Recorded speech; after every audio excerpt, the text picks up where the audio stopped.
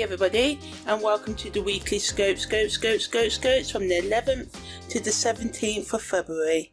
So all times are in GMT, British time, winter time right now. Also, this weekly forecasts are based on Vedic constellational astrology because of the movement of the sun. Not the sun, the earth basically, in relation to the constellations. They've all shifted a bit. So in Western astrology, when the planet's in Aries in constellation, or when astronomers look up in the sky, it's actually in the constellation of Pisces. So I hope I explained that right. And also, moon void, of course, happens about 2 or 3 times a week. So I'm starting to just explain what that means at the beginning of each audio. So if you know what this is, skip. So moon void, of course, is basically a period when some astrologers say it's best to put off important things. This is because the moon isn't making any major aspects to any of the planets, like conjunction, square, opposition, but it's still making semi-sextiles and quintiles and stuff. So if you feel like it, you can use these moon void, of course, periods for self-reflection, for rest and recovery.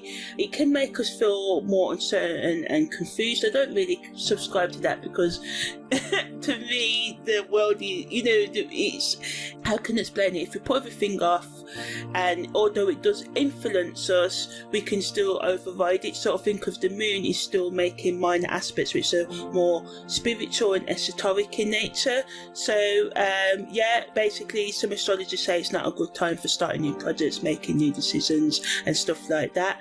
Also today, on the 11th of February, the moon does go into void, of course, at 3:05. Also, Venus enters Capricorn at 23 as well. So if you want to know more in depth about what this means, check out the audio in the playlist and I'll go really in depth. But basically, when Venus enters Capricorn, we want to bring more stability into our relationships, into our inner world. It's a good energy for us to take more responsibility and long-term commitments in our relationships, work and anything else we've got going on. Also a good energy to look into our finances and make any adjustments that we need to make there. The best use of this time is to take a step back, throughout the period when Venus is there for the next month or so, to connect with your emotions, explore your deepest desires, and just gain clarity on your goals, intentions, or any uncertainty in your life right now as well.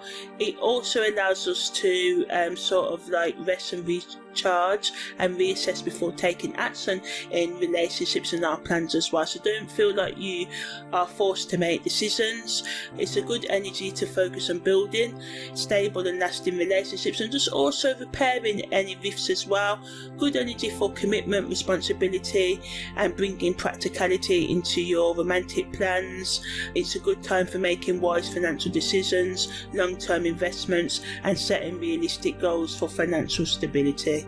So on the 12th of February, the moon enters Pisces, so we can have an increase in empathy, intuition and compassion. It allows us to connect with others on a deeper level. On the negative side, we can be more emotionally sensitive and moody and feel overwhelmed and ignore red flags and escape into self-destructive behaviours, thoughts, relationships and intoxicating substances, as we may want to numb ourselves from our feelings and avoid reality. So the best use of this energy is to try and face your feelings, maybe do something that's creative, visit water, or drink more water, spend some time in solitude, connect more with the deeper inner child you and try and heal what you find there, or continue doing that work, and just have more compassion, empathy, love and acceptance and forgiveness for yourself and others at this time as well. On the 13th of February, the moon enters its crescent moon phase. The sun also enters Aquarius. The moon also enters void, of course, at 10:44, and Venus makes a sextile to Neptune, and the moon's north node also turns direct out of retrograde, which happens a couple times a month as well. So the crescent moon happens between the new moon and the first quarter moon, so it helps us with new beginnings and growth and letting go and overcoming obstacles, but it can also make, things go out of whack, so we may need to change our approach. Plans may change, you may change your mind about something, others may change their mind, so just watch out for that. If you want to know more about the crescent phase, then check out the audio in the playlist. The sun also makes its entry into Aquarius today, so in terms of our willpower and outward expression, we may be more innovative. It's a good energy to use for intellectual, spiritual, technological, scientific projects and innovation. Also to build and work on your social consciousness. It can create positively a sense of freedom, individuality, and a strong sense of community and connection with others. Negatively, it can make us feel detached over the next months while the sun's in Aquarius, but it allows us to think outside the box, come up with new solutions. If you want to know more about the sun in Aquarius and in depth, then check out the audio in the playlist. So the moon's north node, as I said, it happens a couple of times a month. I normally talk about this on here, the first weekly horoscopes of the month. There's also a separate audio in the playlist to say what to do if you want to work with this energy, but it can bring up emotional baggage. It wants us to face the consequences of our past actions, so this can make us and add to the overwhelm that we may already feel. But on the positive end, it brings the opportunity to align with our true purpose, step out of our comfort zones, and make the changes needed for us to feel more alive within ourselves. Also today, Venus mates a sextile to Neptune, so again this brings sensitivity to our relationships, compassion and empathy to the forefront. It's great for making romantic connections, finding out about ourselves and being more open to expressing ourselves creatively and artistically. On the negative end, it can make us more susceptible to ignoring red flags, illusions and delusions. We may romanticize relationships or situations, ignoring the red flags, leading to disappointment when the reality doesn't match our idea, visions of what someone may be or what the experience is and stuff.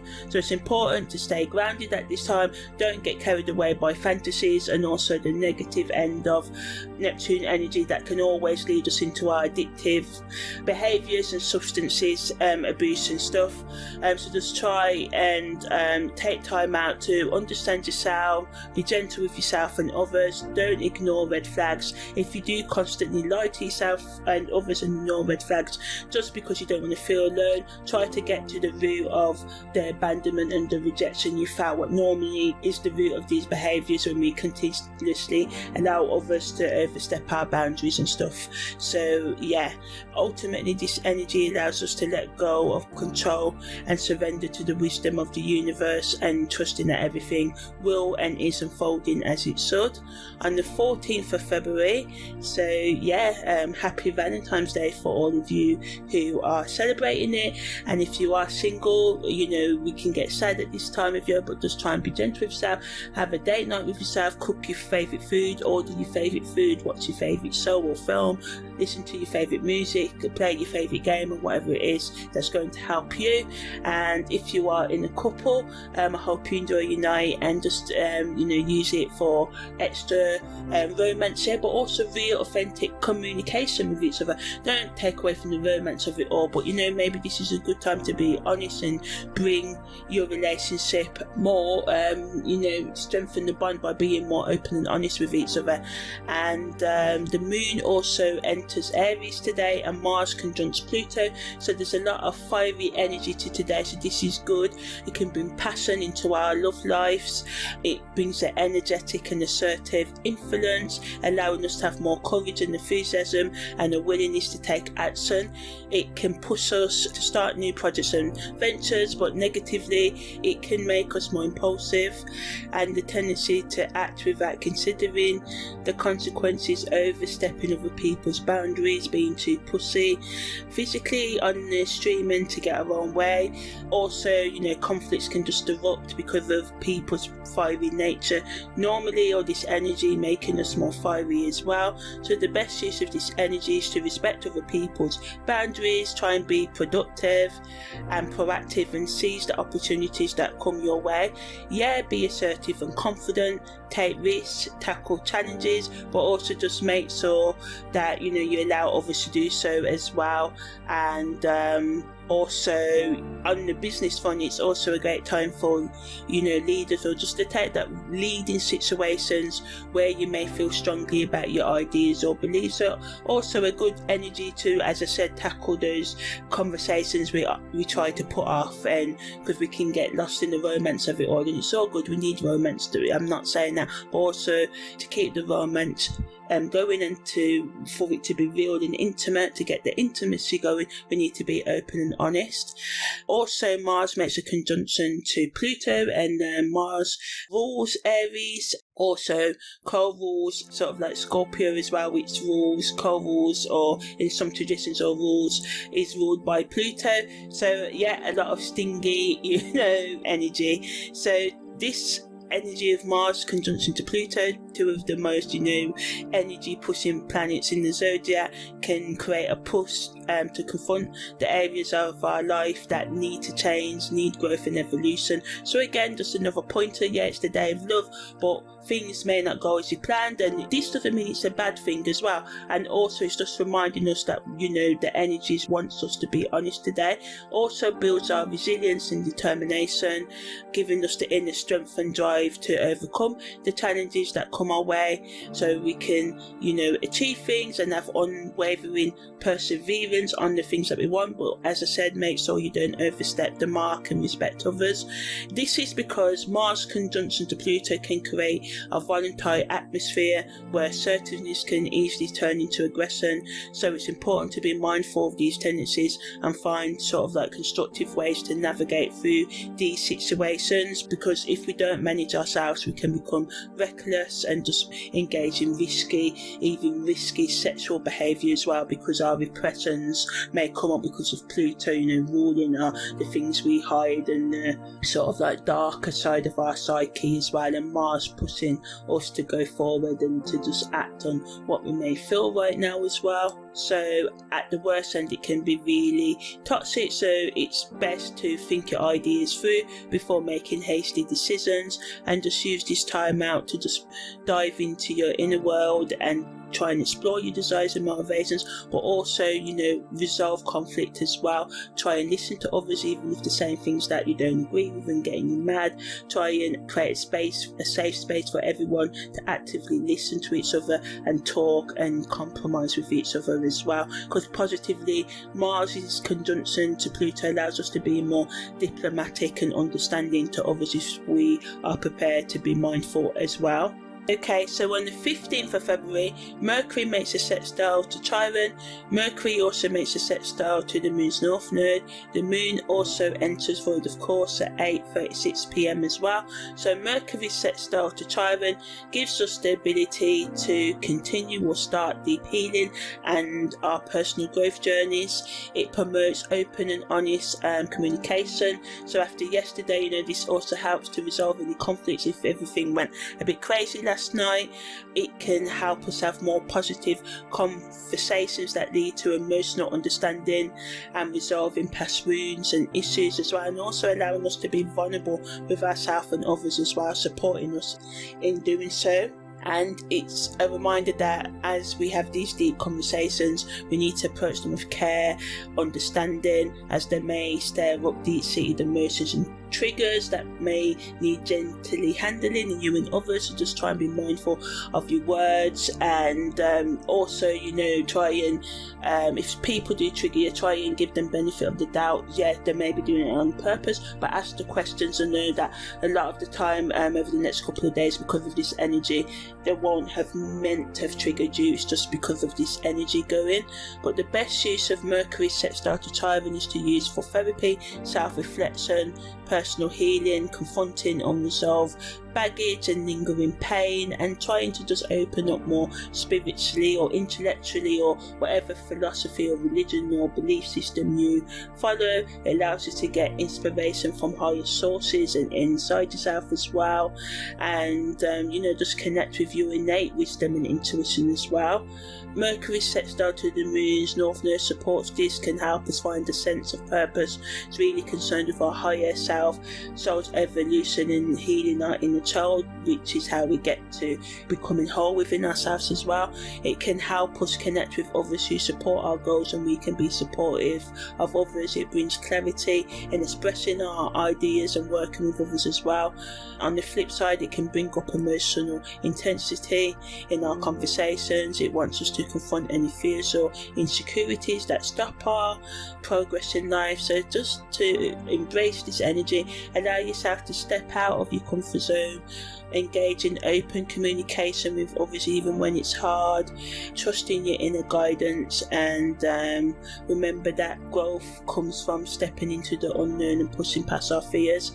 Additionally, it can be helpful for you to explore different spiritual practices or belief systems right now, what resonate with you, and just connect and expand your understanding of the world. On the 16th of February, the moon enters Taurus. The moon's north node enters stationary retrograde, and also there's a first quarter moon. So when the moon's in Taurus, it can make us more grounded and stable, and it can also make us more stubborn and resistant to change. This transit energy wants us and supports us in letting go of the things that no longer serve us, and although it may be uncomfortable, if we embrace this, it just gives us that, extra energy to ignore the stubbornness that we do, the self-destructiveness, what we're doing, to become more flexible with ourselves and others and our healing journey, and just open ourselves up. So this is really good, and with the moon being in Taurus as well, it really just supports us getting deep into ourselves. And the moon's north node going retrograde can also turn us inward as well. So on the 17th of February, Mercury makes a square to Uranus, and Venus makes a conjunction to Pluto. So Mercury square to Uranus can be an electric kind of vibe, just bringing innovative thinking to our minds. We can have intellectual breakthroughs, solve problems that we've been trying to solve for ages. It allows us to think outside of the box, to break free from pleasing others and living up to their expectations, and being more authentic in our sort of like personal expression. It wants us to be more free, especially in the way that we talk. But negatively, it can bring up misunderstandings and miscommunication because of the fact that it can make us just say things we wouldn't normally say but may need to be said. So the best use of this energy is to talk and speak your mind, explore new concepts, learn from unconventional sources, so good for research and alternative knowledge, whether it's in technology, science, whatever, even spirituality. Be open to unexpected opportunities that come your way that can lead to breakthroughs. It can bring sudden changes in communication and travel plans, and it can also sort of just make us feel like we can tap into ourselves and trust the messages we receive from our higher self or the universe or other people right now. It's a catalyst. It pushes us and stimulates us to question our beliefs, our way of lives, and challenge our thought patterns and behaviour patterns, and break free from mental limitations. Venus's conjunction to Pluto also brings intense transformative energy to the day. It can make us question our relationships and our sense of self-worth. Also supports us connecting spiritually, emotionally and psychologically on a deeper level with ourselves and others. It promotes us having more desire, being more passionate and having more meaningful experiences in our love and intimate life as well. Encourages us to face our fears and vulnerabilities, just wants us to really confront our sadder aspects of ourselves and our partnerships and relationships, demanding that we acknowledge and integrate our sadder selves and our relationships into our psyche, into our mind in the ways that we need to. It can help us to feel more empowered and authentic. It can also bring light to, power and control issues that exist in our connections and relationships with others, and wants us to address them with more honesty and integrity. So this energy really helps us to confront the things that we really don't want to face this week. And with this week being Valentine's week, and we may want to romanticize things. And like I said, I'm a sucker for romance, but also through learning through all of that and rushing in, we're only, rushing in quickly and all of that, to talk the least about it.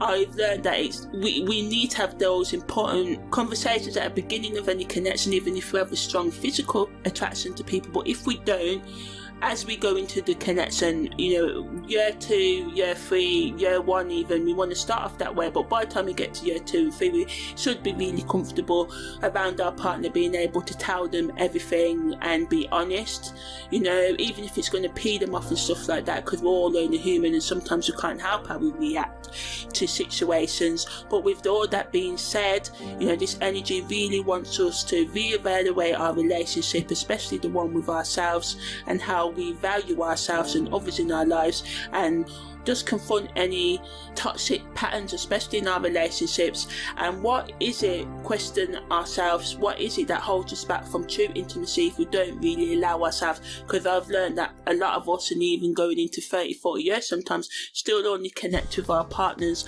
on a surface level. So yeah, that was the weekly scopes from the 11th to the 17th of February. Take care and see you next time.